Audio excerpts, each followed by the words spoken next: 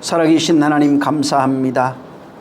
부족한 자를 세워주셨사오니 하나님 아버지 주의 마음 주셔서 주의 그 맹세와 그 마음에 가지고 있는 그 약속이 진실로 우리에게 말씀해 주신 그 약속이 우리 안에서 성취되어지고 이루어지는 역사 있게 도와 주시옵소서.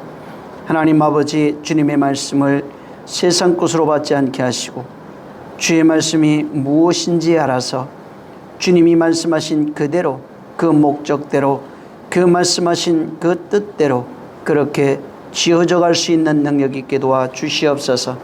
우리 하나님 아버지 하나님께서 함께 해주셔서 진실로 이 시간 말씀을 듣는 모든 심령들에게 큰 은혜와 복과 능력 주시며 그 말씀이 되어지는 것, 되어짐을 경험하는 것, 또 말씀이 살아있다고 하는 그 생명력이 저들 속에 나타나게 도와 주시옵소서. 그저 우상하며 섬기는 것은 아무런 체험과 경험이 없사오니 하나님 아버지 진실로 살아있는 그 말씀을 내가 알고 말씀이 살아있다 증거하게 하시고 그 말씀이 생명이라는 것을 내가 알고 생명을 가진 자가 되어 그 말씀이 생명이라고 하는 것을 증거하며 그 말씀이 신령한 것이며 하늘의 복이라는 것을 내가 알아서 진실로 신령한 그 복을 가진 자로 복을 말해줄 수 있도록 우리를 축복해 주시옵소서. 이 말씀들은 정말 아버지 하나님 귀를 여는 것이며 눈을 여는 것이며 또 그 말씀을 행하여 말하는 것들이오니 이와 같은 역사가 말씀을 듣는 모든 심령에게 그대로 나타나게 도와 주시옵소서. 오늘도 주님이 함께 하시고 복 주시기를 원하며 예수 이름으로 축복하고 기도했습니다. 아멘. 계시록 1장을 또 봅니다. 1절부터 3절. 자, 다시 읽습니다. 시작. 예수 그리스도의 계시라. 이는 하나님이 그에게 주사 반드시 속히 될 일을 그 종들에게 보이려고 그 천사를 그 종 요한에게 보내어 지시하신 것이라. 요한은 하나님의 말씀과 예수 그리스도의 증거 곧 자기의 본 것을 다 증거하였느니라. 이 예언의 말씀을 읽는 자와 듣는 자가 그 가운데 기록한 것을 지키는 자들이 복이 있나니 때가 가까우니라. 아멘. 오늘은 세상에서 예언하는 자들이 받는 그 하늘의 복에 대한 얘기를 할 겁니다. 그 예언이에요. 잘 들으시기 바랍니다. 예언이 우리가 생각하는 그런 예언이 아닙니다. 그래서 오늘 또 잘 들으시고 또 계속 1절부터 3절을 하니까 아주 지겹다고 생각해서 무시할 수 있겠지만 내용이 조금씩 달라지고 또 계속 여러분을 이끌어가는 것이기 때문에 조금 힘들더라도 계속 듣고 잘 따라오시기 바랍니다. 자, 여기 3절에 복이 있다 이렇게 말합니다. 이 복은 마태복음 5장에 복 있는 자는 하는 것과 같은 단어입니다. 마카리오스라고 되어 있습니다. 히브리어가 됐든 헬라어가 됐든 우리나라 이제 이 단어하고 문맥이 다르죠. 문장의 근데 히브리어나 헬라어는 그 단어 앞 문장 제일 앞에 있는 그 단어 그 앞에 나와 있는 그 단어가 굉장히 중요합니다. 그게 제일 처음 나온 것. 1장 1절 그래도 1장 1절 제일 앞에 나와 있는 그런 것이 굉장히 중요합니다. 자, 근데 오늘 여기에 복이 있다고 말합니다. 복 있는 자의 그 상태, 복 있는 자들에 대한 그 내용을 여기에 말하고 있는 겁니다. 원래 복이라고 하는 이 단어, 이 세상에서 쓰여지고 있는 이 마카리오스라고 하는 이 단어가 헬라어입니다. 이것은 마카르라고 하는 단어에서 유래됐는데 원래 뜻이 행복한 이런 뜻입니다. 세상 사람들이 생각하는 이 당시 이 단어를 썼던 그 1세기경에 썼던 세상 사람들이 생각했던 행복이 뭐냐면은 일상적인 염려, 걱정, 고민, 고통에서 해방되는 상태를 마카리오스라고 생각했습니다. 그래서 육체적으로 오는 모든 것들입니다. 그래서 이렇게 육체적 모든 고통, 환경적 모든 고통에서 해방되어지는 그 상태가 바로 마카리오스입니다. 그리고 당시 신들을 섬기고 있던, 당시 이제 2000년 전이면 모두가 신의 문화입니다. 종교 문화라고 할 수 있어요. 신과 교통하고 있는 그 상태, 신이 나에게 복을 줬다고 했을 때 그 개념도 똑같습니다. 예, 내가 모든 것에서 해방되어 살아가고 있는 그 상태, 다시 말해서 모든 것에서 해방되어서 신과 내가, 신이 준 그 행보로 살아가는 그 상태가 바로 복이라고 생각한 겁니다. 그래서 이 복은 신이 주는 겁니다. 육체적 고통, 마음에서 오는 모든 것들, 환경에서 오는 모든 것들에서 자유한 상태.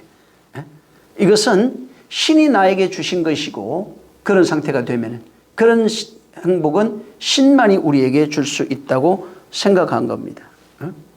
그래서 사람들은 항상 이 마카리오스 복 이렇게 생각을 하면 행복한, 신이 내게 부여한 행복, 또 기쁨, 행운, 이런 것으로 이제 그 생각을 한 겁니다.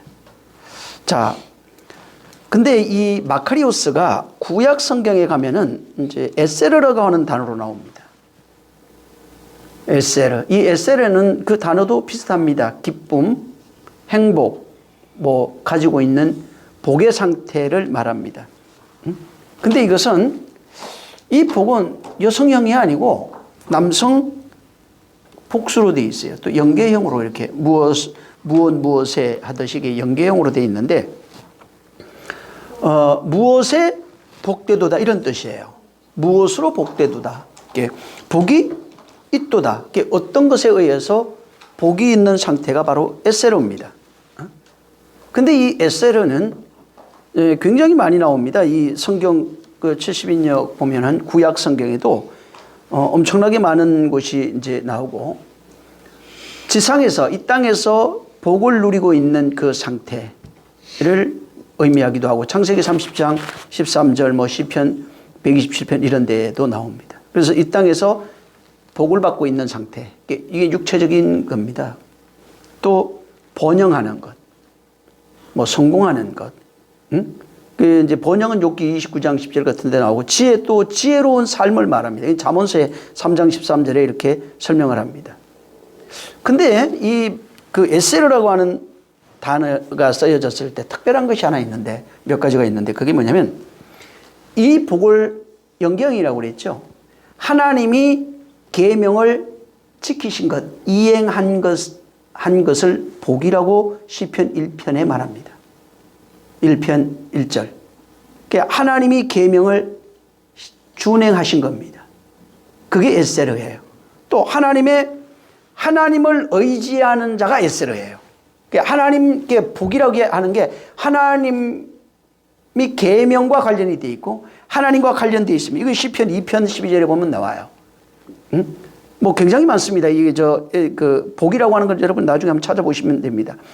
또 복이 어떤 상태를 말하고 있냐면, 구약 성경에서 하나님으로부터 허물을 사함받은 상태, 용서받은 상태가 복이다. 하나님이 나에게 계명을 지킨 상태가 복이다. 이제 제가 크게 몇 가지만 얘기하는 겁니다. 또 하나님을 의지하고 있는 상태가 복이라 이렇게 말합니다. 그래서 복이라고 하는 게 구약 성경에 나오는 그런 복들을 이렇게 쭉 보면은, 물론 이 세상에서 번영 이런 성공적인 것도 있지만, 거의 다가 보면은, 자세히 들어가 보면은 육체적인 복을 복이라고 말하지 않고 하나님과 하나 되어져 있는 상태, 하나님이 주신 계명이 이루어지는 상태, 또 하나님이 용서하신 상태, 전부 다 이런 의미예요. 그래서 에세르라고 하는 단어가 하나님과 전부 다 연관이 되어 있어요. 물론 거기에 그 단어를 쓰면서 너희가 복을 받아서 육체가 평안하고, 그 원인도 그 앞으로 쭉 그 문장을 보면은 하나님이 주신 그 지복에 의해서 복을 받는 상태, 이런 걸로 나타납니다. 자, 몇 군데 한번 찾아볼 텐데 시편에 127편 한번 보세요. 5절입니다.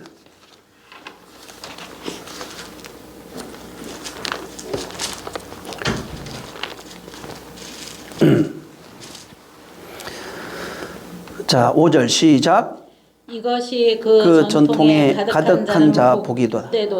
저희가 성문에서 그 원수와 말할 때 수치를 당치 아니하리로다. 여기 1절부터 보면은 이제 이 얘기를 하기 위해서 여호와의 집을 세우는 자, 세우지 않는 자, 뭐 이런 얘기예요. 파수꾼 얘기를 쭉 해요. 이제 그 떡을 먹는 자, 뭐 먹지 못하는 자, 이런 얘기를 하면서 이제 여기에 전통이 뭐냐면 화살통입니다. 여기 이제 전통이라고 나오는 게 화살통이고, 화살통에 그 사절이 있어요. 그 화살 같으니 그 화살통에 화살이 가득한 자가 복이 있다, 이렇게 돼 있어요. 응? 그러니까 화살이 많으면 복이구나, 이렇게 이제 생각하는데 그것이 아니라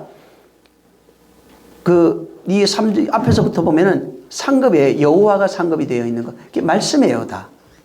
말씀으로 그 전통에 채워져 있는 존재, 뭐 이런 의미입니다. 또 그 시편 1편을 한번 보세요. 뭐 우리가 잘 아는 내용이니까 1편 1절을 한번 읽습니다.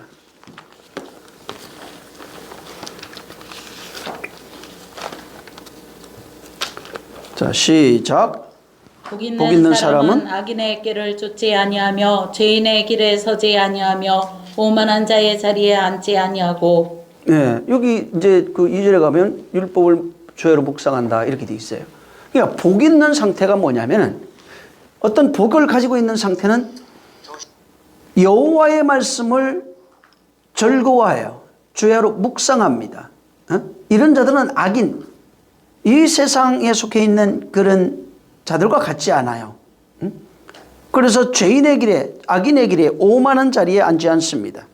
2편 한번 보세요. 2편에 12절에도 한번 보시면은 시작. 그 아들에게 입맞추라. 그렇지 아니하면 진노하심으로 너희가 길에서 망하리니 그 진노가 급하심이라. 여호와를 의지하는 자는 다 복이 있도다. 여호와를 의지하는 자가 누구냐면 그 아들에게 입맞춘 자예요. 입맞추다니까 뭐 뽀뽀했다, 이게 아니라 같은 말을 하는 자, 이런 뜻이에요. 똑같이 같은 말을 하는 자, 진리를 말하는 자. 그들이 복이 있는 자들입니다. 시편 84편 12절에 보면은 주께 의지하는 자가 복이 있어요. 지금 복의 상태를 말합니다. 전부 다 복의 상태가 주를 의지하는 자가 복이 있고, 또 그 시편 30편 18절에도 그를 기다리는 자가 복이 있어요. 공의 하나님을 기다리는 자가 복이 있어요. 32편 1절에도 죄가 가리움을 입는 자가 바로 복이 있다고 말합니다. 그러니까 복이 있는 상태가 내가 육체가 잘 되고 뭐가 잘 되고 이런 걸 얘기를 하는 게 아니고, 지금 전부 다 보면은 하나님의 말씀, 여호와 혹은 그와 관련되어 있는 겁니다. 그러니까 복 있는 상태가 육체가 잘 되고 뭐 평안하고 행복하고 이런 걸 말하는 게 아닙니다. 에세르는 전부 다가 여호와와 관련되어 있어요. 하나님과 관련이 되어 있어요. 죄가 가리움을 받는 자가 복이 있다. 여호와를 기다리는 자가 복이 있다. 하나 된 자가 복이 있다. 그의 음성을 듣는 자가 복이 있다. 말씀을 지키는, 전부 다 이런 식이에요. 그러니까 우리가 생각하는 자꾸 복이라고 하는 게 육체로 오는 행복을 말하는 것이 아니고, 전부 다 하나님과 하나 되어져 있는 것, 하나 되어 가는 과정, 뭐 그와 관련되어 있는 이런 것들을 말하고 있는 겁니다. 근데 신약 성경에는 이 에세르가 전부 다 마카리오스라고 하는 단어가 나옵니다. 마태복음에 제일 많이 나옵니다. 13번, 마태복음 그 압축해서 나오는데 5장, 6장에, 5장에 굉장히 많이 이제 압축해서 되어 있어요. 근데 한 마태복음 전체로는 한 13번 나오고, 누가복음이 한 15번 정도, 바울 서신에 7번, 요한복음부터 요한복음, 베드로전서, 야고보서에 각각 2번씩 이렇게 나오고요. 계시록에는 7번이 나옵니다. 근데 이 마카리오스가 여기 지금 사용됐던 이 한 50번 가까이 사용됐던 내용 전체를 이렇게 다 찾아보면 어떤 내용이 있냐면은 한 가지 특징이 있어요. 무슨 얘기냐면 이 복의 상태, 마카리오스 상태가 뭐냐면 하나님의 나라의 참여를 통해서 하나님의 나라와 하나 되어져 가는 상태, 참여하는 그 상태, 지어져 가는 상태, 하나님 나라로 만들어져 가는 상태에서 경험되어지는 것을 복이라고 해놨어요. 그러니까 육체로 오는 게 아니고 하나님 나라로 만들어져 가고 하나님 나라로 그 지어져 가는 그 성도의 삶 속에서 육체가 아니에요. 육체는 고단하고 피곤, 막 어렵고 힘들고 이런 것들인데 그 얘기를 하는 게 아니라 이 마카리오스가 쓰여지는 것들이 보면은 전부 다 하나님께서 무엇을 만드는 과정, 성도들 속에서 역사하고 있는 그 상태를 전부 다 거기에서 성도들이 경험하고 있는 무엇을 복이라고 얘기해 놓은 거예요. 그러니까 육체적 복이, 육체가 복받고 환경이 복받고 가정이 그거는 그냥 껍데기입니다. 그게 잘못된 게 아니에요. 진짜 복을 알면은 밖에 나타나는 그런 자식이 잘 되고 뭐가 잘 되고 하는 이런 것들은 그저 오는 거예요. 그냥 명하면 되게 돼 있는 거예요. 근데 이 내용이 없는 상태에서 아무리 명해도 안 이루어집니다. 그래서 성경이 이 복이라고 하는 그 상태, 이 마카리오스라고 하는 그 단어가 쓰여져 있는 그런 성경 구절들을 쭉 찾아보시면은 거의 다가 하나님께서 우리를 만들어가는 과정 속에서 성도들이 체험하고 있는 그런 즐거움들입니다. 만들어져 가는 과정에서 경험되는 것을 복으로 표현해 놨어요. 그러니까 복 있습니다. 할렐루야 복 있습니다 했는데 허망하잖아요. 왜? 경험한 게 없으니까. 뭐가 만들어진 것이 없으니까. 자, 근데 이 복을 압축해서 아까도 얘기했지만 압축해서 이게 복이야 이런 상태를 가지고 있어야 이렇게 만들어져 갈 때가 복이야라고 자세하게 설명하고 있는 데가 마태복음 5장에 나오는 팔복입니다. 우리 한번 저 마태복음 5장 한번 보시기 바랍니다. 자, 뭐 우리 잘 아니까 여기는 5장 3절을 한번 먼저. 자, 시작. 심령이 가난한 자는 복이 있나니 천국이 저희 것이며. 본문에는 복이 있다. 심령이 가난한 자다. 그 천국이다. 이렇게 말합니다. 그러니까 마카리오스 상태가 뭐냐면 어떤 상태예요, 내가. 육체가 잘 되고 이런 걸 말하는 게 아니에요, 지금. 심령입니다. 나중에 이건 이제 들어가면은 사실은 심령이 더 깊이 들어갔을 땐 성령과 관련이 돼 있어요. 근데 지금은 뭐 그 얘기할 게 아니니까. 그러니까 내 안에서 뭐가 일어나야 돼요. 어떤 상태가 있는 것을 복이라고 말합니다. 또 한번 4절도 한번 볼까요? 시작. 애통하는 자는 복이 있나니 그만. 저희가. 자, 어떤 애통의 상태가 있다. 그게 복이 있다는 거예요. 세상에 무슨 육체로 볼 때, 그냥 단어적으로 볼 때 애통이 무슨 복이에요. 가난한 게 무슨 복이겠어요. 그 다음에 온유한 자 복이라고 그랬어요.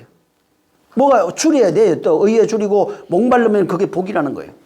국률이 여기는 자가 복이 있고 마음이 청결한 자가 복이 있고 화평케 하는 자가 복이 있고 의를 위하여 핍박을 받는 자가 복이 있고 11절에 가면 나로 인하여 욕먹고 핍박받고 거짓으로 거슬려 욕하고 악한 말을 들을 때 너희가 복이 있다. 그러니까 육체적인 것이 아니에요. 지금 환경적이고 육체적인 것은 이 말씀 상태로 그냥 대충 훑어만 봐도 그 얘기를 하고 있지 않다는 겁니다. 누가복음, 이 같은 팔복인데 누가복음 한번 보세요. 6장. 누가복음 6장에 20절을 한번 읽습니다. 20절. 자, 시작. 예수께서 눈을 들어 제자들을 보시고 가라사대 가난한 자는 복이 있나니 하나님의 나라가 너희. 여기는 그냥 심령 다 뺐어요. 뭐라고 하냐면 그냥 가난해. 그러면 복이 있어. 아니 가난이 무슨 복이에요? 근데 여기 주님은 지금 가난한 게 복이라는 거예요. 21절 보세요. 시작. 이제 줄인 자는 복이 있나니 너희가 배부름을 얻을 것이며 이제 배우는 자는 복이 있나니. 여기 보면은 아니 그냥 거기까지. 줄인 자는 복이 있어요. 줄이는 자는 마태복음 의에 줄인다고 그러잖아요. 의에 줄이고 목마른 거 이렇게 얘기했는데 여기는 주님은 그냥 복이 있어요. 또 우는 자가 복이 있어요. 응?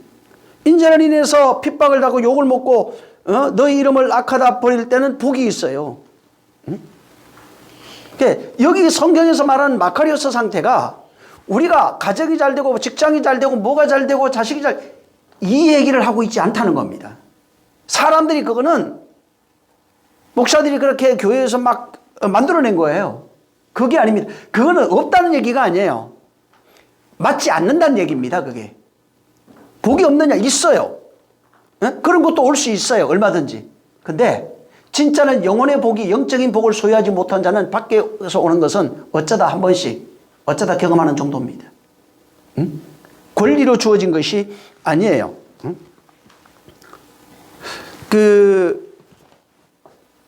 예전부터 옛날에 과거 고대 종교, 우리나라도 샤머니즘 문화를 가지고 있죠. 모든 나라 민족은 종교를 가지고 있습니다.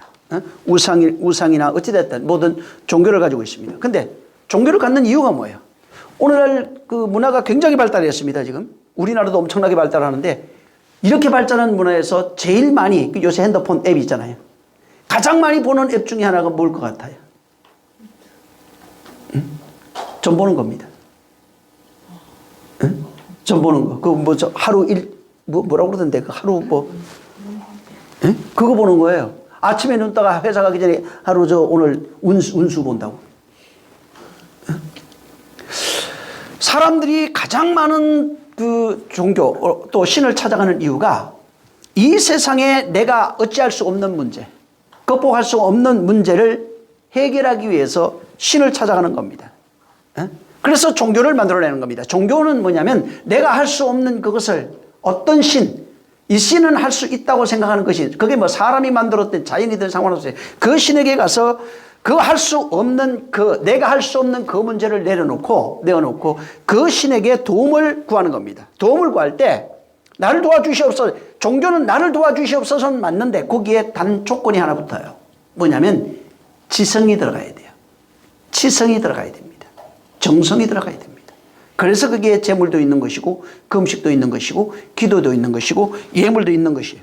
그래서 종교는 뭐냐면 내가 얻고 싶은 것을 얻기 위해서 어떤 종교는 상관없습니다. 어떤 신에게 찾아가서 지성과 정성을 드리는 것을 말하는 겁니다. 그래서 맞바꾸는 거예요. 내가 이걸 드릴 테니까 당신은 내가 원하는 것을 이루어 주십시오 하는 것이 종교입니다. 근데 이 문화가 기독교에 들어와 있어요. 기독교는 그게 아닙니다. 내가 원하는 것을 구하는 것이 기독교가 아닙니다. 내가 원하는 것을 주면은 인간은 절방이에요. 사망입니다, 그냥.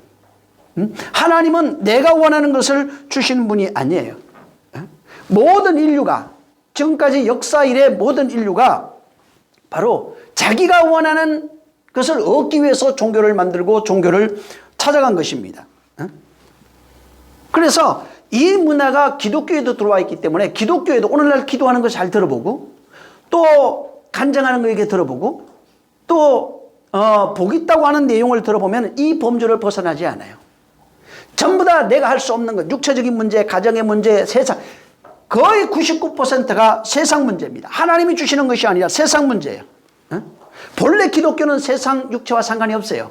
부귀영화와 상관이 없습니다. 이 세상 일과는 상관이 없어요. 근데 이 산산수훈만 좀 봐도 누가복음 6장에 있는 그 평지수훈만 봐도 이런 세상의 부귀영화나 육체에 관련된 것과 된 것과 복이라고 하는 것이 전혀 상관이 없다는 것을 발견할 수 있어요. 근데 사람들이 만들어냈어요. 육체도 잘 되고 자식도 잘 되고 헌금하면 뭐하고 기도 많이 하면 뭐하고 열심히 하면 뭐하고, 그것 일반 종교에서 온 겁니다. 전통 종교, 샤머니즘 같은 데서 온 것이에요. 그래서 그것은 기독교가 말하고 있는 그 복이 아닙니다. 그런 의미에서 이 지금 요한계시록에 나오는, 여러분 지금 1장 읽었어요. 복 있는 자는 이 똑같은 마카리오스입니다. 자, 여기에 이게 복이 있다 이렇게 말합니다. 자, 그럼 여기도 육체적인 문제일까 아닐까? 아닙니다. 환경적인 문제도 아닙니다. 여기에 지금 여기에 잘 보면은 3절에 한번 3절 읽어보세요. 요한계시록 1장 3절. 자, 시작. 이 예언의 말씀을 읽는 자와 듣는 듣는 자와 자들과 그 가운데 기록한 것을 지키는 자들이 복이 있나니 때가 가까움이라. 잘 생각해 보세요. 여기에 이것을 듣고 그 다음에 읽고 보고 지키는 자가 복이 있대요. 자, 근데 이게 주님 이미 하나님이 선포한 내용이에요. 이건 복이 있는 책이라는 거예요. 그럼 여기에 21가지의 재앙이 나와요. 계시록에는. 여기에 7 심판이 있고 7 나팔이 있고 7 대접이 있어요. 전부 다 7 나팔의 심판, 7 인의 심판, 7 나팔의 심판, 7 대접의 심판이 있어요. 21가지입니다. 자, 그럼 이거 복이 까니까 뭘 것 같아? 복이에요. 복이에요. 여기 지금 여기 있는 게 전부 다 계시록 1장부터 22장까지 나와 있는 이 끝에까지 나와 있는 내용이 전부 다 뭐예요, 그럼? 복을 얘기를 하고 있다는 얘기예요. 근데 이게 저주받아, 전부 다 이걸 저주로 얘기했잖아요. 저주다, 저주다, 이게 저주가 전쟁이 저주고 심판이 와서 너 죽어. 지금 여기 근데 이거 저 하나님이 만약에 복이 아니면 이거 하나님이 거짓말 하는 거예요. 3절 다시 읽어보세요. 시작. 이 예언의 말씀을 읽는 자와 듣는 자들과 그 가운데 기록한 것을 지키는 자들이 복이 있나니 때가 가까움이라. 예. 여기에 7가지 7가지 나팔, 7가지 대접. 이게 뭐냐면 7가지 복을 말하고 있는 거예요, 다. 여기 지금 복을 말하고 있다고, 저주를 말하는 것이 아니라 여기 지금 복을 말하고 있는데 이게 복을 하나님이 선포하고 있는 거예요, 이렇게. 7가지를 통해서 복을 지금 여러 가지 모양을 바꿔서 선포하고 있는 것입니다. 근데 그 중에서 7가지 중에 5가지 복이 나와요. 5가지 복인데 이것은 하늘로부터 확실한 권위로서 하늘로부터 확실한 권위로 선포되고 있는 복의 내용이에요. 계시록 14장을 보세요.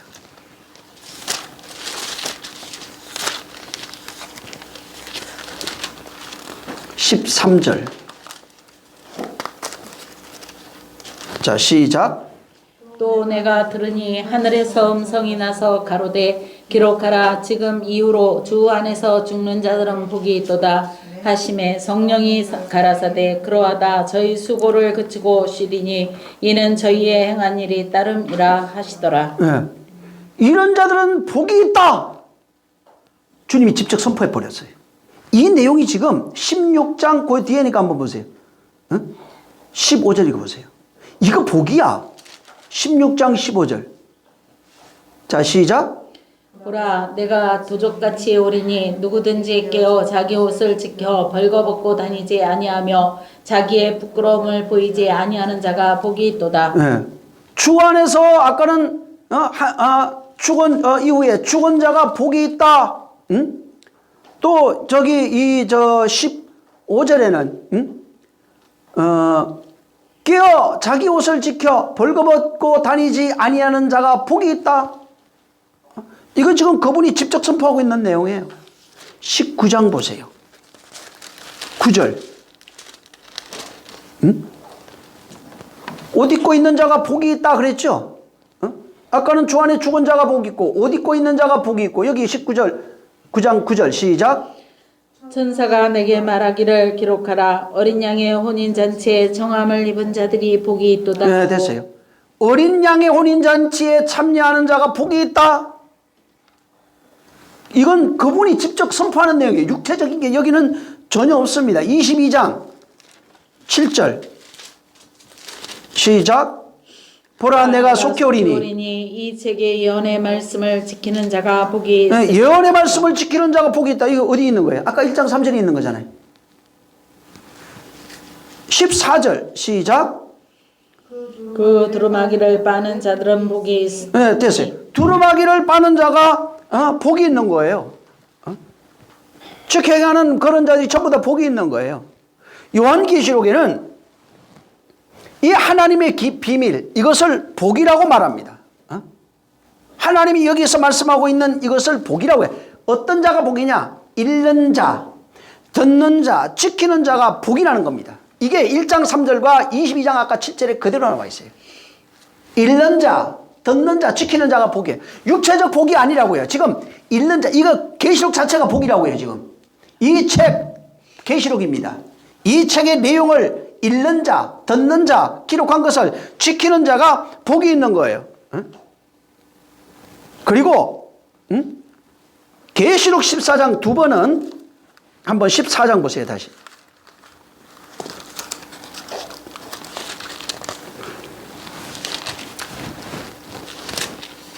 13절입니다. 시작. 또 내가 들으니 하늘에서 음성이 나서 가로되 기록하라 지금 이후로 주 안에서 죽는 자들은 복이 있도다 하시매 성령이 가라사대 그러하다 저희 수고를 그치고 시리니 이는 저희의 행한 일이 따름이라 하시더라. 예. 이제부터는 영적 전쟁을 통해서 주 안에서 죽어야 복이 있어요. 죽었다니까 자꾸 사람들이 육체 죽었다고 하는데 그거 아닙니다. 이걸 바울은 옛사람으로 표현해놨어요. 그냥 죽어야, 주 안에서 죽어야 돼요. 영적 싸움을 통해서 죽어야 돼요. 말씀에 의해서 죽임당하는 자, 고난받는 자, 핍박받는 자, 다시 말하면 그 말씀에 의해서 지어져 가고 있는 그리스도로 만들어져 가는 자, 성전으로 지어져 가는 이런 사람들이 바로 복이 있다는 겁니다. 누구예요? 다시 말하면 지금이 종말인데, 그 1절 2절 지난번에 얘기했죠. 종말인데 이 종말의 시대가 뭐냐면 이 말씀을 듣고 읽고 지키는 자들, 그 말씀으로 지어져 가는 그게 종말이에요. 종말은 어디에서 일어나냐면 몸 밖이 아니라 지금 내 안에서 일어나는 겁니다. 옛사람이 죽는 것을 종말로 표현해놨어요. 하나님 말씀에 의해서 전쟁이 시작되고 그 전쟁을 통해서 고난과 순환과 수탈과 핍박과 아픔과 눈물이 있는다. 이것을 바로 이 복이라고 말하고 있는 겁니다. 다시 한번 1장 그 3절에 가보면은 말씀을 읽는 자, 듣는 자, 지키는 자가 복이 있다는 것입니다. 말씀을 읽고 듣고 지키는 자가 복이 있어요. 전부 다 이제 그런 얘기예요. 육체적 복이 아니에요. 전부 다. 그래서 이 계시록이 뭐냐면 뭘 강조하냐면 사람들이 이걸 계시록을 보면서 전부 다 전쟁, 심판 이렇게 생각하는데 아니고 여기는 지금 복을 말하고 있는 책입니다. 복을 강조하는 책이에요. 이런 게 복이야, 이런 것이 복이야, 이렇게 말하고 있는 겁니다. 그래서 이 계시록 1장부터 22장에 바로 이 복으로 나타나고 있는 그 복의 내용은 뭐하고 관련이 되어 있냐면 전부 다 1장 1절에 말하고 있는 계시록, 계시하고 관련이 되어 있습니다. 이 계시가 복하고 관련되어 있어요. 그러니까 이 계시하고 복하고 하나라는 얘기입니다. 복과 계시가 분리되어 있는 것이 아니라 복과 계시가 하나로 연결이 되어 있어요. 그러니까 계시가 없으면 복이 없어요. 지금 계시가 어디로 내려와요? 자꾸 이 책으로 생각하는데 책이 아니고 너희 안에, 마음 안에 책으로 내려오는 게 아니라고요. 그래서 바울이 뭐라고 얘기를 하냐면 그 계시를 신비에 기록한다고 나옵니다. 이게 복이에요. 신비에 기록하는 것. 그래서 복이라고 하는 것과 이 성경에서 말하는 복은 하나님의 계시와 관련이 돼. 특별히 이 계시록만큼은 이 하나님의 계시와 복이 반드시 연결이 되어 있습니다.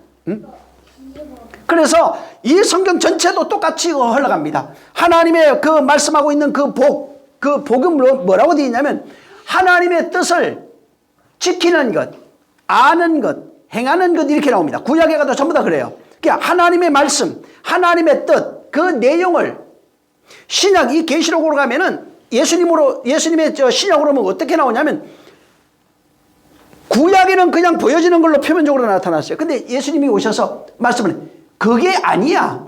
십계명이 그게 아니야 얘기를 하면서 그 내용을 설명합니다. 그래서 복을 뭐라고 해요? 너희가 복이 있다? 핍박을 받는 자 복이 있다고 얘기를 하면서 하는 내용의 핵심이 뭐냐면 그 안의 내용, 하나님이 본래 말씀하셨던 것, 예수님이 이걸 해석합니다. 해석해서 얘기해놨어요. 근데 이것도 비유라고 말해요. 이 비유가 말씀한 거예요. 내 말을 듣는 자가 복이 있어요. 근데 이것을 어떻게 알게 성령으로 깨달으면 완전한 복이 되는 거예요. 복을 이미 이제 소유하기 시작했어요. 깨달으면 내 거예요. 복을 이렇게 건네주는 상태예요, 예수님은. 그래서 이 복이라는 것이 뭐냐면 하나님의 뜻, 하나님의 말씀, 하나님의 그 말씀의 내용, 언약이라고 하는 그 내용을, 그것을 알아서, 주님이 하신 말씀의 내용을 알아서, 여기는 계시라고 되어 있는데 이 계시의 내용을 알아서 그걸 깨닫고, 그걸 듣고, 그걸 깨닫고, 그걸 지키며 살아가고 있는 성도의 상태를 복이라고 말한 겁니다. 내용을 모르면은 복이 될 수가 없어요. 그래서 계시의 내용을 모르면 복이 안 됩니다. 그냥 껍데기예요. 그 내용을 알아야 되는 겁니다. 그래서 예수님이 하신 말씀, 성경 구절 외우는 게 아니고 그분의 하신 말, 1장 2절 몰라도 됩니다. 그분이 하신 말씀의 내용을 성령으로 해석해서 들려주시면은 그 해석에서 들은 그 내용이 내 것이 된 거예요. 그걸 듣고 깨달아요. 예수의 하신 말씀을 들었어요. 성령으로 깨달았어요. 그리고 내 것이 돼서 지키면 복이에요. 이걸 복이라는 거예요. 주님이 하시는 그 말씀, 사복음서에 있어요. 이 말씀을 내가 들었어요. 성령으로 그걸 깨달았어요. 이걸 지키면 복이에요. 지키는 게 행동하다 이런 게 아니에요. 내 것이 되어서 흘려주는 자, 내 것이 되어서 말해줄 수 있는 자를 바로 말하는 것입니다. 자, 그래서 여기 다시 보면은 계시록 1장 그 3절 다시 보면은 복이 있다는 것입니다. 뭐냐면 읽는 자가 복이 있어요. 아나기노스코라고 되어 있어요. 듣는 자 아쿠오로 되어 있어요. 지키는 자 테레오입니다. 이런 자가 복이 있어요. 근데 여기에 이 세 가지를 말하고 있는데 읽는 자, 듣는 자, 지키는 자 이겁니다. 근데 이 세 가지가 한 곳을 향하고 있어요. 이것은 이게 없으면은 복이 될 수가 없어요. 앞에 뭐라고 되어 있냐면은 예언의 말씀이에요. 예언의 말씀. 이건 하나님이 주신 거예요. 듣고 읽고 지키는 건 납니다. 예언이 없는데 듣고 지키고 할 수가 없어요. 가장 중요한 것은 예언, 계시가 있고 그 다음에 읽고 듣고 지킬 수 있는 겁니다. 그래서 여기에 이 예언의 말씀 이렇게 되어 있어요. 이 예언의 말씀 하나, 호라고 하는 단어입니다. 로고스 말씀이에요. 프로페테니아라고 하는 이 단어가 예언이라는 뜻입니다.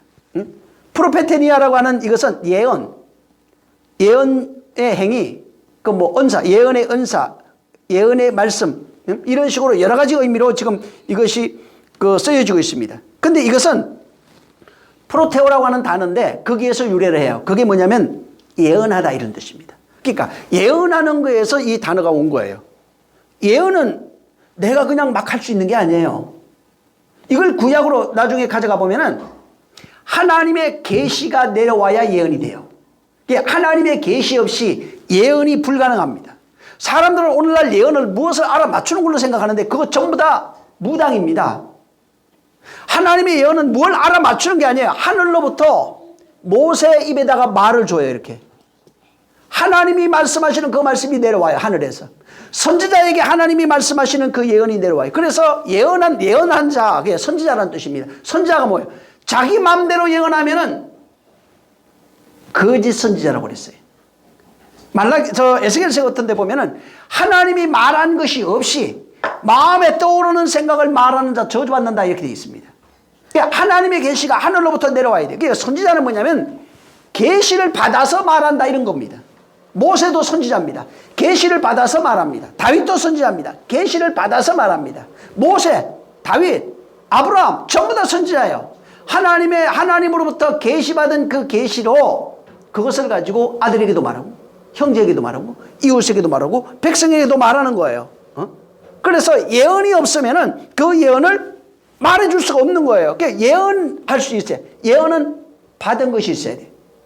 받아요. 그래서 여기 지금 1장 3절에도 읽는 자, 듣는 자 가운데 기록하고 지키는 자 가운데 조건이 있어요. 이거는 이렇게 되면 복이 있다는 거예요. 복 있는 자가 이런 상태예요. 듣는 자, 읽는 자, 지키는 자입니다.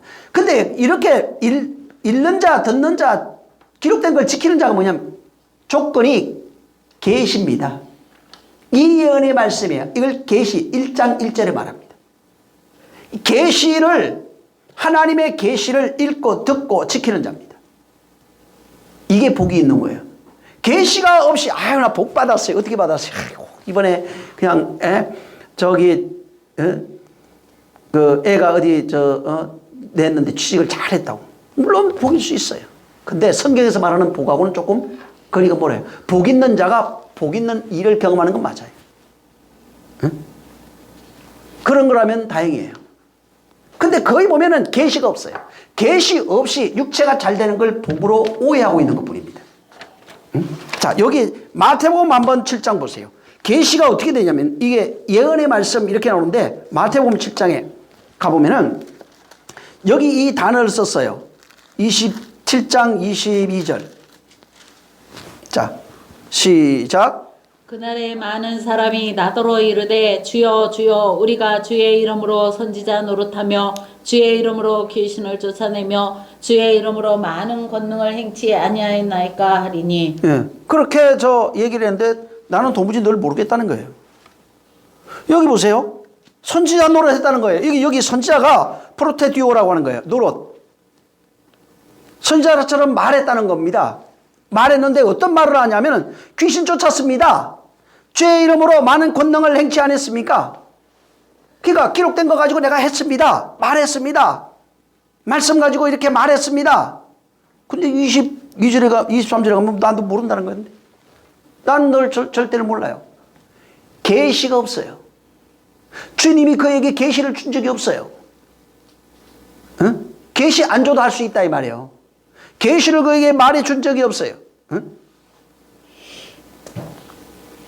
이제부터는 계시가 왜 이렇게 되냐면 이건 다른 거야 이렇게 얘기를 해요. 왜 그러냐면 마태복음 11장을 가보세요. 마태복음 11장 13절. 자, 시작. 모든 선지자와 및 율법에 예언한 것이 요한까지니. 예언이 프로테디오입니다. 예언하다. 그러니까 선지자와 율법이 이렇게 예언한 거야. 그 나에 대해서 그냥. 이제부터는 그럼 예언이 바뀌는 거예요. 지금부터는 예수로 계시가 되는 겁니다. 그래서 이 계시록에 보면은 하나님이 그 아들 예수 그리스도에게 주사 이렇게 나와요. 이제부터는 예수 그리스도로 계시가 되는 거예요. 그런 말이야. 그러니까 예수 그리스도가 그 종에게 주는 거예요. 계시록에 자세하게 나와 있어요. 그전에는 하나님이 선지자를 통해서 왔어요. 응? 율법을 통해서 왔어요. 이제는 근데 그게 아니라 하나님이 예수 그리스도를 초월하지 않는다 이 말이야. 예수 그리스도를 통해서 누구에게? 그 종에게 주사. 그 종에게 주사. 요한이라고 나와요. 계시가 그 종에게 주사 그를 통해서 나와요. 근데 오늘날 구약적 얘기하면서 전부 다 알아맞추는 거 하잖아요. 완전히 기독교하고 다른 겁니다. 주님이 말하는 게 그 아들을 초월할 수가 없어요. 계시는 밥 먹어라 이런 게 아니라고요. 육체 잘 되라 이런 게 아니에요. 계시는 그런 게 아니에요. 계시는 이 구약 성경도 나에 대해서 말한 거야. 예수 그리스도를 초월할 수가 없어요. 이제 오셔서 요한까지 끝났다. 나에 대해서 완성이 됐다는 거예요. 이제 내가 말하는 이 계시도 나를 통해서 나와요. 응? 그 계시가 예수 그리스도를 초월할 수 있는 것이 아닙니다. 오늘날 이제 한문으로 예언이라고 하는 것, 말씀은 미리 예자를 써가지고 미리 말해주겠다. 다 하나님 알면 감동되면 미리 알고 미리 보고 그래서 미래를 예언한다. 미래를 말해줄 수 있다. 이거는 성경에서 말하고 있는 진짜 예언이라고 하는 것과는 거리가 먼 겁니다. 성경은 미래를 예언하진 않습니다. 안 한다고 할 수, 100% 아니다 이렇게 할 수는 없어요. 왜? 우리 안에서 일어날 일들을 미리 말해주긴 했으니까. 장차 될 일이 있어요. 여기 계시록엔 될 일로 나옵니다. 그 될 일에 대해서 미리 말해줬으니까. 그래서 여기 이 복이라고 하는 이 개념이 본질적으로 육체나 세상 것하고는 상관이 없어요. 이제부터 구약엔 하나님이 선지자에게 주사 율법을 통하여 계시하신 그 내용이 예수 그리스도로 완성이 됩니다. 자, 이제는 하나님이 누구를 통해서 줘요? 자, 다시 한번 계시록을 보세요. 1장 1절입니다. 이 계시에 내려오는 과정을 여기 자세하게 설명했어요. 이 내용, 내려오는 과정이 여기 있는데 이전에 먼저 사도행전에 나타납니다. 2장에 똑같이 나와요. 이게 모양이. 자, 1절 시작. 예수 그리스도의 계시라. 이는 하나님이 그에게 주사 반드시 속히 될 일을 그 종들에게 보이시려고 그 천사를 그 종 요한에게 보내어 지시하신 것이라. 이건 예수 그리스도께서 주신 계시다, 예언이다 이 뜻입니다. 예수 그리스도께서 주신 계시야, 예언이야. 이건 어떻게 왔냐면 하나님이 예수 그리스도에게 주신 것이야 이렇게 나옵니다. 예수 그리스도에게 주신 그것을 가지고 그 주신 것이 이거는 뭐냐면 반드시 꼭 필연적으로 지금 당장 이루어질 그 일을 속히 될 일이에요. 이 일을 말해주고자 그 종을 보내요. 천사를 보내서 종들에게 보이시려고. 그러니까 종들에게 어떤 교회입니다. 7교회 우리예요. 이들에게 주려고, 그리스도인 될 자들에게 주려고, 믿는 자에게 주려고 천사를 보냈다는 거예요. 그러니까 하나님이 아들에게 줬어. 이제 아들이 자 천사들 부른 거예요. 이거 저기 요한에게 갖다 줘. 그래서 천사들을 보내서, 그래서 천사하고 요한이 같이 다니는 얘기 나오잖아요. 그 천사가 와가지고 요한에게 내가 사자다, 신부로 왔다, 응? 앞으로 될 일 너한테 보여줄 게다 하고 요한을 찾아간 겁니다. 요한은 그것을 기록해서 7교회에 보내줍니다. 7교회 종들에게, 교회와 종들에게. 그래서 여기에 계시가 어떻게 내려오는지를 자세하게 설명해 놨어요. 응? 내가 보니까 막 이러면 안 된다고 얘기해. 응? 너 보니까 저주받는다고 그랬다. 내가 보니까 너 저번에 욕했지. 이렇게 하는 거 전부 다 무당하는 겁니다. 귀신은 내가 과거에 한 일, 사람들이 과거에 한 일을 전부 다 까발립니다. 오늘날 교회 그거 하잖아요. 하나님은 죄를 가리우시는 분이고 덮으시는 분이에요. 죄를 까발리잖아요. 내가 보니까 하나님이 그러던데 너 뭐 11조 안 했다며? 하나님이 그거 쪼잔하게 11조 안 해갖고 11조 뺏어 먹으려고 그렇게 하시는 분으로 다 그렇게 작게 만들어버렸어요. 그런 분이 아니라고요. 응? 알 수는 있지만은 설령 알아도 그렇게 말하지 않는다 이 말이에요. 그런 분이 아니에요 진짜로. 그거 오해하시면 안 돼요. 자, 그래서 이 성경을 볼 때 그냥 있는 그대로 이렇게 문자적으로 보는 것도 굉장히 중요합니다. 근데 문자적으로만 보면 또 안 돼요. 문자를 보면서 그 안에 담겨있는 내용을 전체를 봐야 돼요. 문맥과 문장, 성경이 말하고 있는 그 내용 전체를 보는 겁니다. 하나를 가지고 창세기부터 계시록까지도 볼 수 있어야 된다 이 말이에요. 응? 한 개만 보고 인간적인 세상에서 통용되고 있는 그런 내용으로 이걸 설명할 수 있는 것이 아닙니다. 다시 말해서 하나님이 문장과 문맥과 그 다음에 문자 속에다가 하나님의 마음을 거기 심어놓는 거예요. 여기 이 글을 통해서 뭐를 지금 보여주고 싶은 거예요. 이게 복 있는 거야 라고 말하면서 어떻게 읽는 자, 듣는 자, 지키는 자.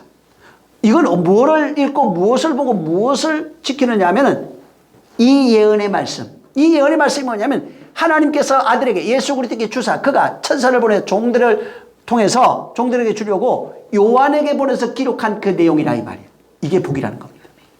그것이 복이 내려오는 그 의미예요. 그래서 특히 이 지금 히브리 같은 경우에 이렇게 보면은 단어 하나하나 문자가 하나 있어요. 알파벳으로 히브리어 문자가 이렇게 있는데 알레프라고 하는 단어 속에도 알레프라고 하는 세 단어가 합쳐져 갖고 한 단어입니다.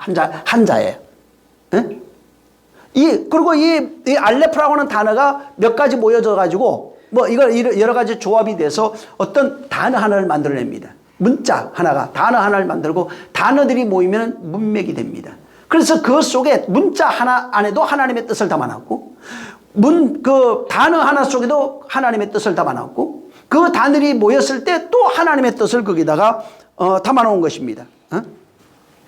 자, 근데 우리가 알아야 될 것이 이 성경은 절대로 한 가지 주제를 초월하지 않는다는 것. 이 성경은 어떤 주제냐면 예수 그리스도라고 하는 주제를 초월하지 않는다는 것입니다. 그래서 구약 성경도 뭐냐면 전부 다 예수 그리스도예요. 나에 대해서 말하고 있어요. 그럼 신약 성경은 뭐예요? 전부 다 예수 그리스도예요. 그럼 계시록은 뭐예요? 예수 그리스도 얘기하고 있다고요. 너 이런 거 지옥 받는가 다 이런 얘기가 아니라 이런 게 지옥 상태야. 전부 다 그 핵심은 뭐가 있냐면 예수 그리스도에 대한 것이 있다는 것입니다. 근데 예수님이 이 땅에 오셔서 알아셔야 되는데 마가복음 한번 4장 보세요. 그분이 말씀하시는 내용인데 그분의 말씀이 자 4장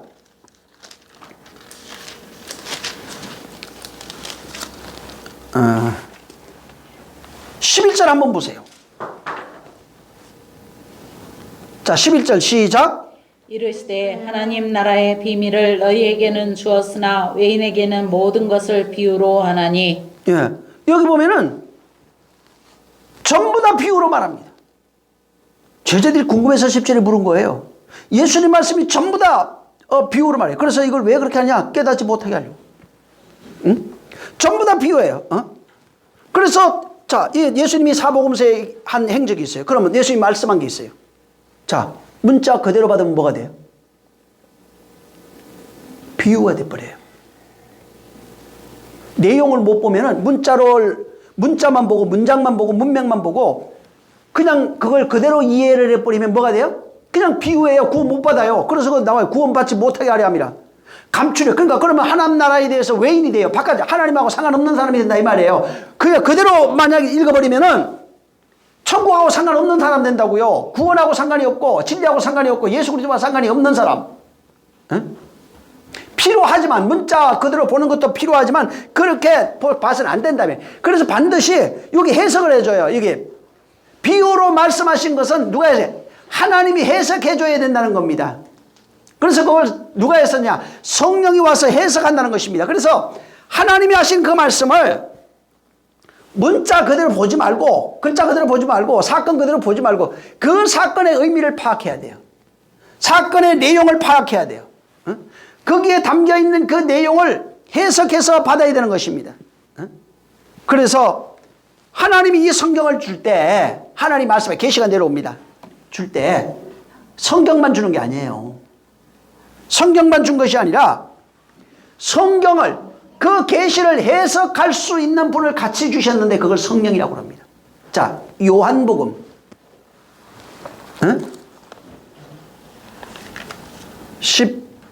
16장 13절. 자, 시작.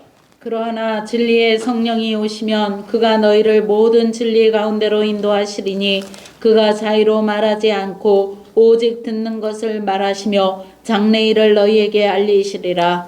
예, 그분이 오시면은 그것을 가르쳐 준다는 것입니다. 내가 말한 모든 것을 가르쳐 준다는 것입니다. 그분이 오시면 이것을 깨닫게 해준다는 것입니다. 그분이 오시면은 그 내용을 알게 된다는 겁니다. 그분이 오면 그거를 말해준다는 거예요. 그러니까 계시가 그냥 오는 게 아니고 계시가 하나님의 말씀이 와요. 예수님이 말씀했어요. 자, 말씀했는데 이제는 그 말씀을 해석할 교사로 성경을 보내줬다 이 말이에요. 구약 성경을 하나님이 계시해 주셨어요. 그걸 해석하기 위해서 선지자를 보내줍니다. 그리고 선자도 그 내용을 잘 몰랐어요, 사실은. 근데 그걸 해석할 분으로 예수님이 오신 겁니다. 그래서 구약에 모세로부터 아브라함부터 모세까지 성경을 자세하게 풀어서 누가 얘기해 줍니까? 누가복음에 보면은 예루살렘을 떠나서 엠마로 갔나? 거기 갈 때 그 제자들에게 그 두 제자에게 가서 자세하게 설명, 자기 관한 것을 풀어서 얘기했다는 겁니다. 그러니까 구약의 모든 것을 풀어서 얘기한 분이 예수님이고 예수님이 모든 하시는 그 말씀을 풀어서 얘기하시는 분이 바로 성령이라는 겁니다. 성령. 그러니까 성령이 오셔서 이것을 바로 얘기해 줬다는 거, 풀어 줬다는 것입니다. 자, 예를 들어서 선악과 있어요. 선악과를 하나님이 우리에게 말씀해 주셨어요. 선악과는 뭐냐면 그냥 선악과로 보면 그게 어떤 과일일까? 그게 뭐 포도나무일까 사과나무일까 별얘기 복숭아나무일까 별얘기 다 합니다. 그래서 그 나무가 심겨져 있고 그 나무에 뭐가 있어서 그것을 먹으면 그게 독이 돼가지고 사람이 죽고 하나님을 대적하는 것이다 이렇게 생각합니다. 자, 근데 선악과라고 하는 그 내용을 이렇게 적어놓고 하나님의 계시가 선악과로 내려왔어요. 그러면은 보여지는 의미가 아니라는 겁니다. 그 안에 어떤 내용을 담고 있다는 거예요. 생명가라고 하는 것이 우리가 잘 알죠. 그 생명가 누구를 얘기해? 예수 그리스도를 얘기한다고 해요. 이런 의미가 있다 이 말이에요. 선악과도 똑같은 거예요. 그럼. 자, 거꾸로 풀어보면 돼요. 그럼 생명가는 누구예요? 예수 그리스도예요. 예수가 내가 생명이라고 이렇게 말합니다. 그럼 선악과는 뭘까요? 다예요. 욕망이에요. 인간의 혼이에요. 쉽게 말하면. 그러니까 이런 의미가 있다는 거예요. 그러니까 생명가를 생명가로 보지 말고 생명가를 보여지는 것으로 계시했다 이 말이에요. 근데 이걸 해석을 해야 되는 거예요. 응? 이걸 해석을 하는데 예수님이 내가 생명이라는 거예요. 그래서 내가 생명을 주는 거예요. 생명을 주어 먹게 하시리라. 내 안에 있으면 안 죽는다. 생명을 가졌다 이렇게 말합니다. 그럼 선악과 먹은 건 똑같은 거예요. 반대편에 있겠죠. 그러니까 그것을 그대로 보면은 문자주의 됩니다. 이상한 데로 흘러가 버립니다. 예수님이 해석한 것처럼 해석이 돼야 된다는 거예요. 바울이 그것을 깨닫고 해석해 줬어요. 바울 서신에 보면. 전부 다 그렇게 그 계시를 이 십계명도 마찬가지예요. 십계명을 보면 하나님이 주셨어요. 출애굽기 20장에 보면 그걸 하나님이 줬는데 그 내용을 해석하지 못하면 어떻게 되냐면 10가지 지켜야 할 조항으로 만들어버리는 겁니다. 십계명이 돼버립니다. 율법이 돼요. 말 그대로 우리가 지켜 행해야 할 일로 바뀌어버리는 겁니다. 근데 그 내용을 알면 어떻게 되냐면 예수 그리스도로 보여요. 그게. 그 안에 내용이 담겨있는 내용이 열이 하나 되어져 있는 상태를 바로 설명하고 있는 겁니다. 자, 구약에 보면은 많은 선지자들이 예언합니다. 선지자가 말합니다. 모세가 자 모세오경을 하나님으로부터 받았어요. 자, 모세오경을 받고 그것을 10계명으로 해서 줍니다. 그건 하나님이 계시요. 그거 자세히 나와 있어요. 모세를 불러 시내산에 데려가가지고 시내산에서 두 돌판에 써준 겁니다. 자, 그걸 누가 줬냐? 계시가 어디로 와요? 똑같아요. 여기 보면은 계시록 1장에 하나님이 예수 그리스도에게 주사, 예수 그리스도의 계시예요. 자, 율법은 누구에게 준 거예요? 하나님이 모세에게 준 겁니다. 같은 내용, 같은 그림이에요, 지금. 모세에게 줬는데 10가지 조문으로 나왔어요.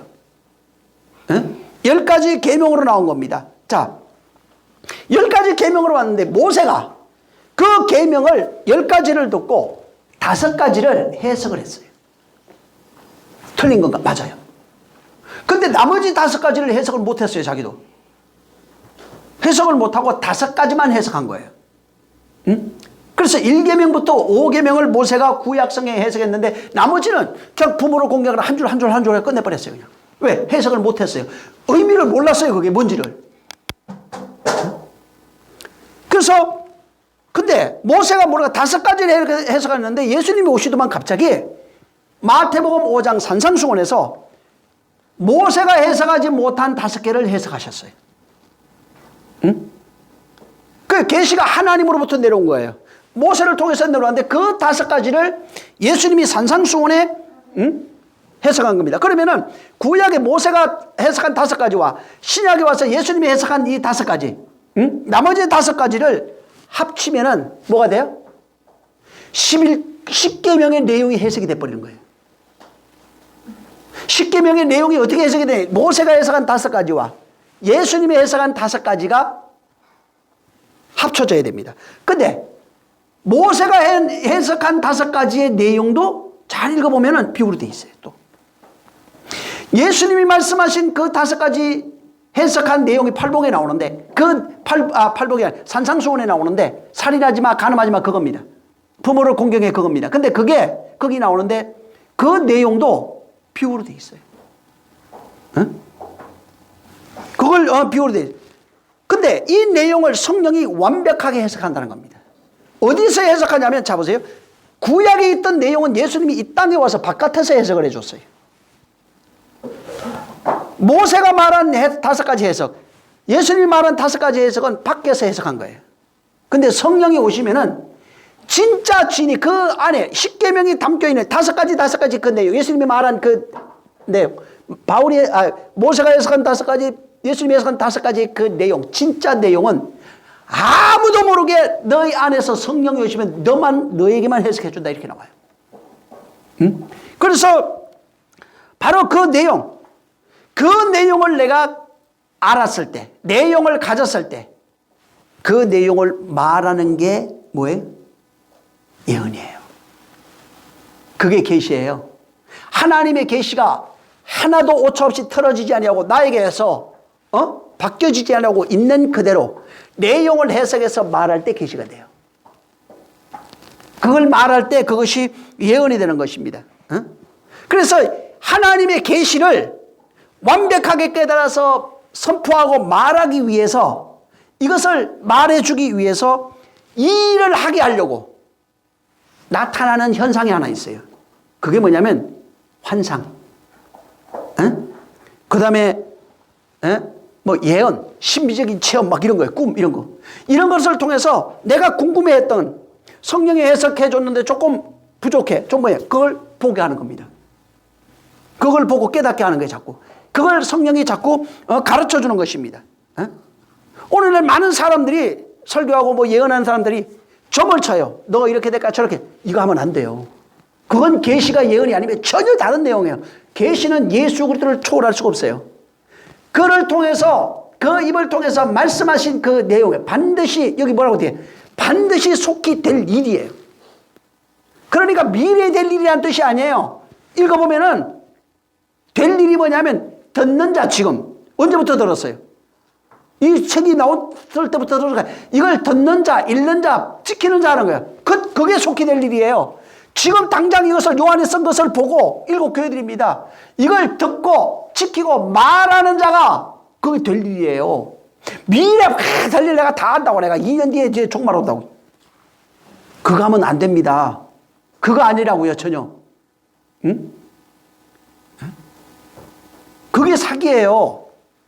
종말 때 기독교인들이 가장 많이 사기치는 게 종말 얘기라면 헌금만이에요.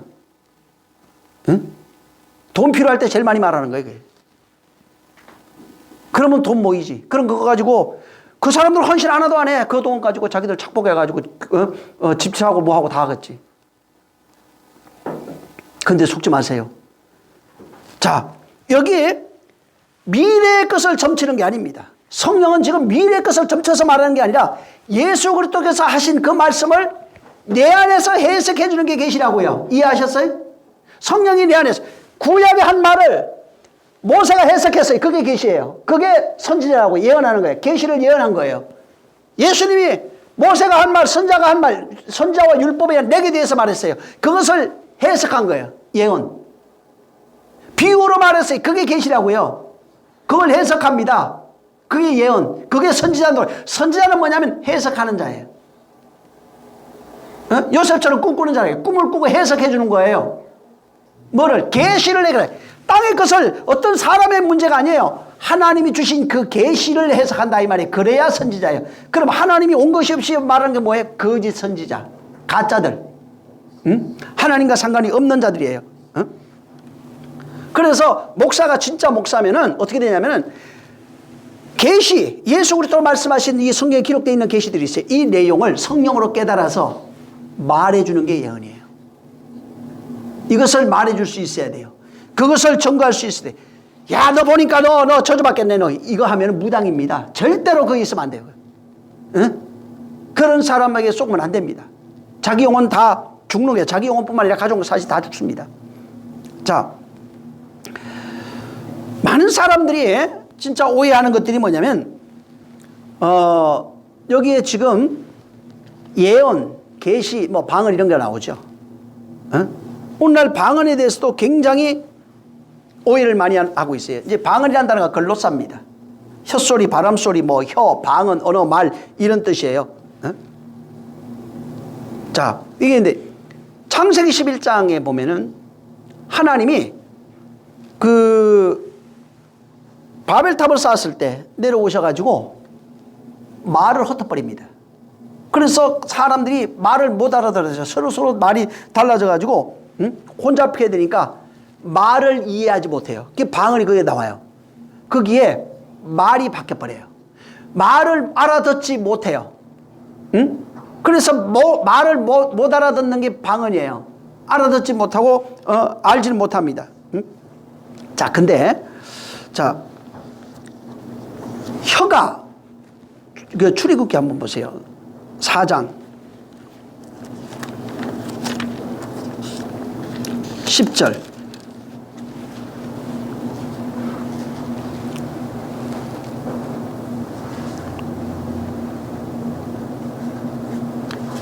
자, 10절 시작. 모세가 여호와께 고하되 주여 나는 본래 말에 능치 못한 자라 주께서 주의 종에게 명하신 후에도 그러하니 나는 입이 뻣뻣하고 혀가 둔한 자니이다. 여기 보면 모세가 여호와께 이제 너 가서 얘기해라, 인도에 와라 하니까 본래 내가 말에 능치 못해요. 다 바릅니다. 이게 아마르가 아니에요. 이게 아말은 하나님의 말을 말합니다. 다바르는 그 말을 내가 담아서 말하고 있는 상태를 이제 다바르라고 그러는데 이 다바르입니다. 그리고 넘쳐봐요. 주께서 주의 종을 명하신 후에도 그러할 겁니다. 당신이 명해도 나는 뭐 입이 뻣뻣해서 안 됩니다. 그래서 입이 뻣뻣해서 혀 걸로사입니다. 라손 이제 걸로사 이렇게 돼 있는데 이게 이제 라손입니다. 히브리어는. 헬라어는 이제 걸로사 이렇게 되는데 이게 둔하다 이렇게 돼 있어요. 응? 그리고 이제 이사야 3장 8절에도 보면은 유다가 엎드려져 그 언어가 행위가 여호와를 거슬려요. 말이 거슬려요. 여호와 앞에 말이 자꾸 거슬려요. 이렇게 온전히 전달이 안 되고 응? 거슬려서 그 영광의 눈을 촉범하나이다 이렇게 나옵니다. 잠언서 18장 21절에 죽고 사는 것이 말 때문에 그렇다는 거예요. 말 때문에 이제 죽고 산다 이렇게 나옵니다. 구약에 이제 그다음에 이제 신약이 글로사가 나오는데 마태복음 7장에 보면은 침을 뱉어 그 혀에 할 때 그 혀가 글로사입니다. 귀가 열리고 혀에 맺힌 것, 이게 이 혀가 뭐가 맺혀 있어요. 묶여 있는데 그게 이제 맺힌 것이 풀립니다. 마가복음 16장 17절에도 귀신을 쫓아내며 새 방언할 때 그 방언이 글로사입니다. 성경에 나오는 이제 방언들이 굉장히 많이 있는데 그게 전부 다 방언이 글로사 나오고 그러니까 혀가 글로사예요. 구약에는 라손이라고 합니다. 그러니까 말, 주로 이제 혀하고 관련돼 있어요. 언어하고, 그 다음에 말하고, 주로 그 다음에 이제 언어, 이런 것들이 전부 다 혼잡하게 되는 거예요. 이 상태가 전부 다 구약의 라손. 신약에 오면은 그게 글로사로 되어 있습니다. 그래서 혀하고 관련돼 있고 이것이 말하는 그 혀 혹은 그 방언, 언어하고 관련이 되어 있을 때 전부 다 이것을 그 글로사라고 하는 단어를 썼어요. 자, 근데 이 글로사라고 하는 단어가 외국 말 이런 뜻이 있어요. 또 다른 말 이런 뜻도 있어요. 혀에서 나는 모든 소리가 전부 다 방언으로 되어 있어요. 이 단어 방언이라고 하는 단어로 들어가면은 외국말로도 돼 있어요. 그 표준 사전에는 그 외국말로도 돼 있어요. 다시 말해서 사람이 입을 가지고 혀를 가지고 말하는 모든 것이 방언입니다. 혀소리가 전부 다 모든 것이 방언이에요. 외국어 원래 그 사전에 어떻게 되면 외국어 이렇게 돼 있어요. 다른 말 외국어 이게 자사실. 그럼 성경에서 방언합니다. 저들이 방언이라고 합니다. 자, 본래 말이 뭘까요, 그럼? 방언이 아닌 것이 있어요, 원래는. 하나님의 본래 말이 있어요. 쉽게 말하면, 하나님의 말 외에 전부 다 외국어예요. 쉽게 말하면, 하나님 말 외에 모두가 방언이에요. 응? 그러면은, 물론 랄랄라 하는 것도 있을 수 있어요. 그건 얼마든지. 근데 그것이 아니라, 하나님의 말을 제대로 하면은 방언이 아니에요. 그걸 진리라고 그래요. 혀가 같아져요. 입이 같아진 자라고 그래요. 그래, 같은 말을 하는 자예요. 근데 하나님과 같은 말을 하지 못하면 뭐가 돼요?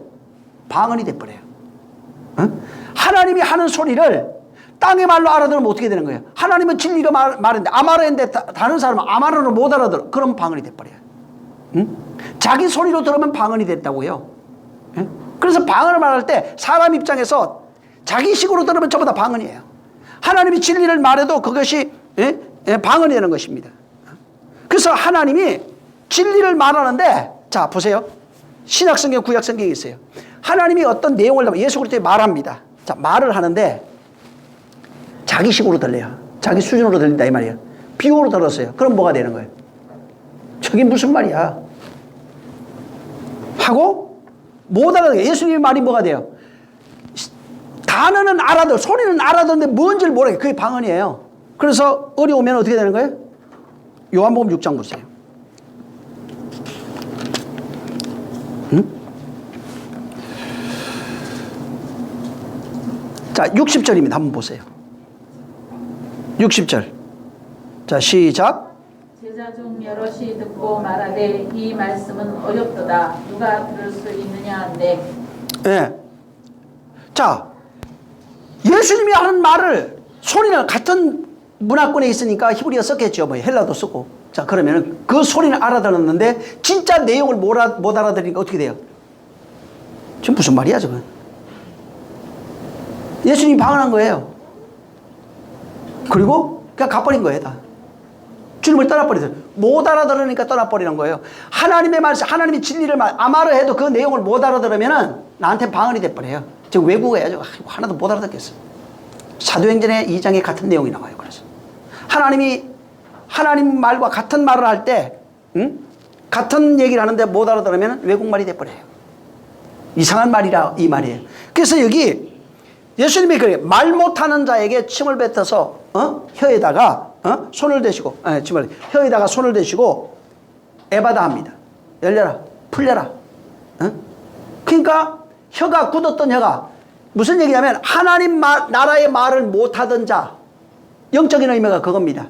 하나님 나라의 말을 하지 못하던 자, 하나님 나라의 말을 듣지 못하는 자, 벙어리, 기머거리. 하나님 나라의 말을 하지 못하는 자, 그러니까 땅의 것을 통해서 비유로 보여주는 거예요, 이렇게. 예? 벙어리. 그래서 그 혀가 풀리니까 같은 말을 하기 시작한다. 이 내용을 거기에 담고 있는 것입니다. 그 내용에 담겨 있는 내용이 뭐냐면 주님의 말씀을 영적으로 깨달아서 말하는 자가 된다 이 말입니다. 영적으로 깨달아서 아는 자. 사도행전 2장에 오순절 다락방 얘기가 나와요. 성령 받는 얘기가 나옵니다. 자, 전부 다 왜 내가 계시를 좀 오늘 얘기를 하는 겁니다. 계시와 예언에 대해서 여기에 성령이 임하시니까 저들이 방언을 말합니다.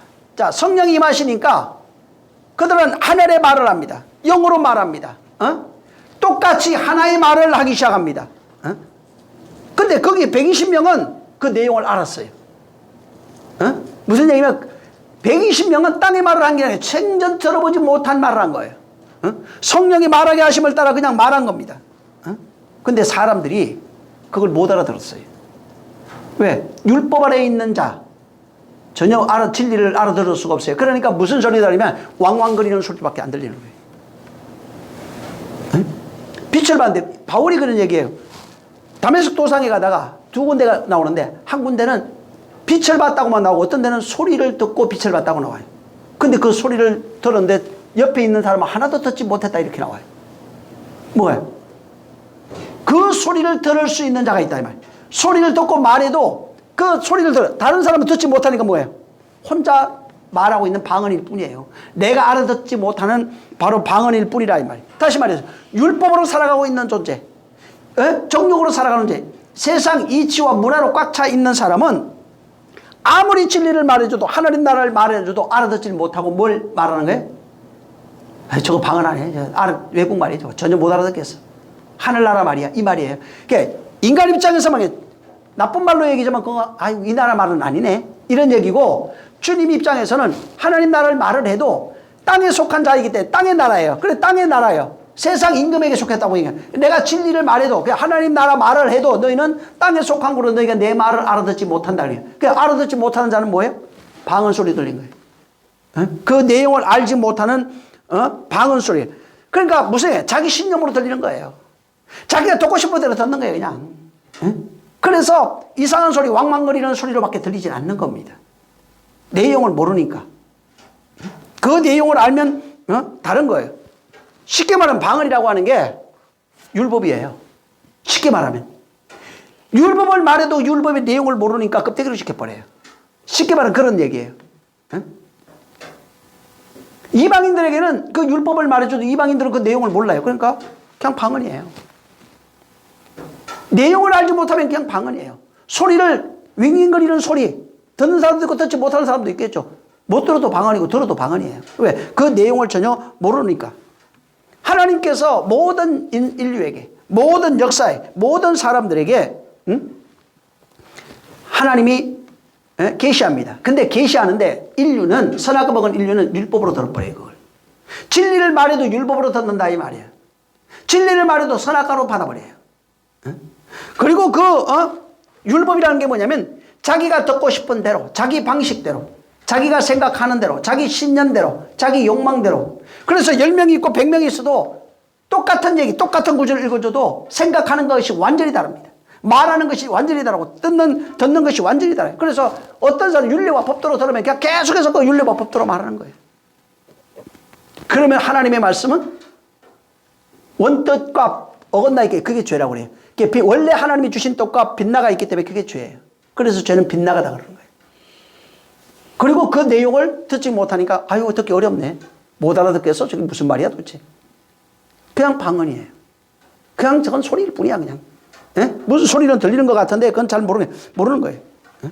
그냥 하나님이 원래 주시려고 하는 그 내용을 모르면 그냥 방언이 돼버려요. 예? 율법이 전부 다 방언이 돼요. 주님이 하신 말씀이 전부 다 비유고 방언이 돼요. 그래서 그 안에 감춰져 있는 내용을 발견했을 때 진리라고 그러는 거예요. 내용을 발견하지 못하면 율법이에요. 법도예요.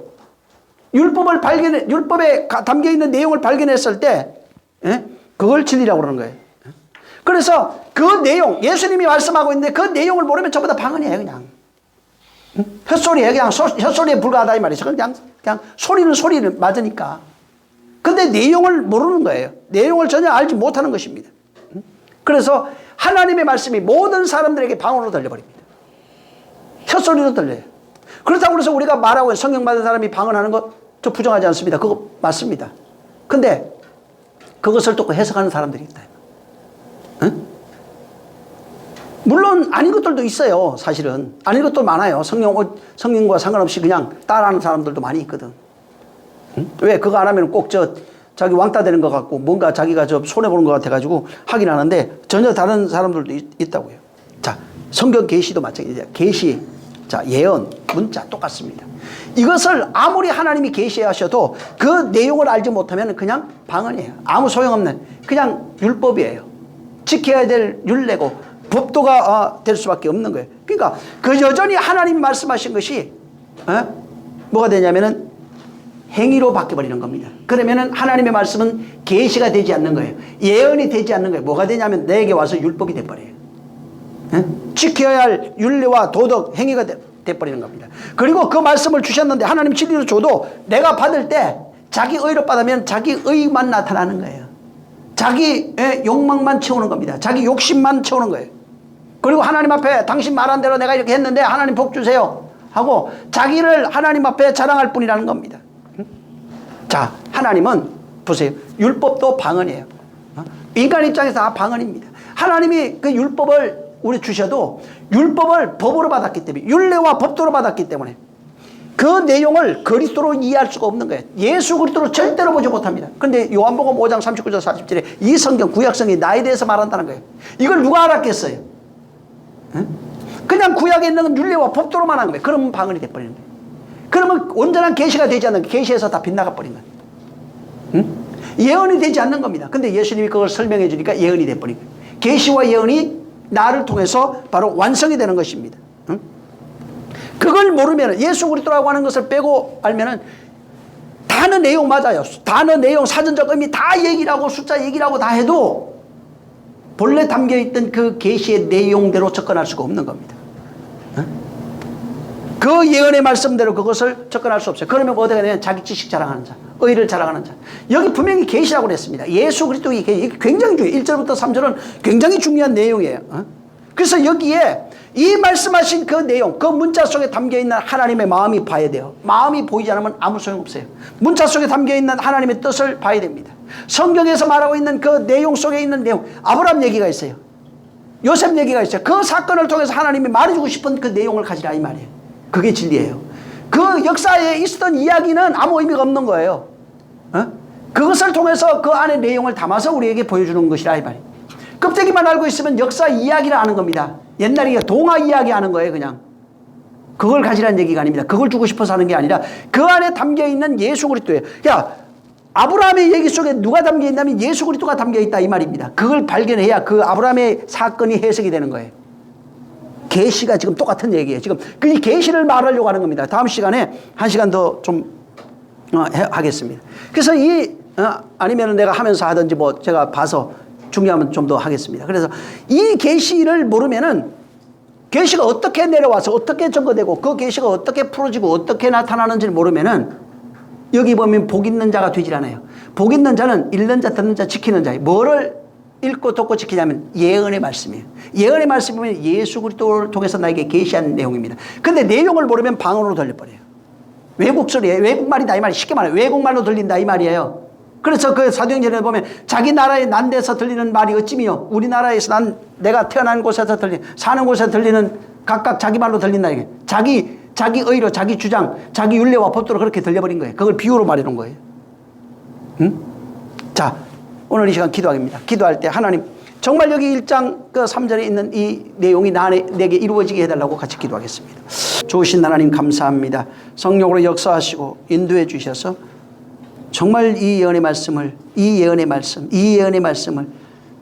읽고 듣고 지키는 자가 복이 있다 했사오니 진짜들이 복 있는 자가 되어 천국으로 만들어지게 도와주시옵소서. 마태복음 5장에 있는 천국 된 자가 이 21장에 정말 아버지 하나님이여 그 천국으로 창조되는 그 내용을 담고 있사오니 하나님 아버지 이와 같은 역사 저들이 체험하고 하나님의 말씀을 겉으로 보고 정말 알아듣지 못하는 외국말처럼 느끼는 것이 아니고 본 나라의 말 또 내 고향의 말 아버지의 말로 알아듣게 하여 주시옵소서. 성령이 함께 하시기를 원하며 예수 이름으로 축복하고 기도했습니다.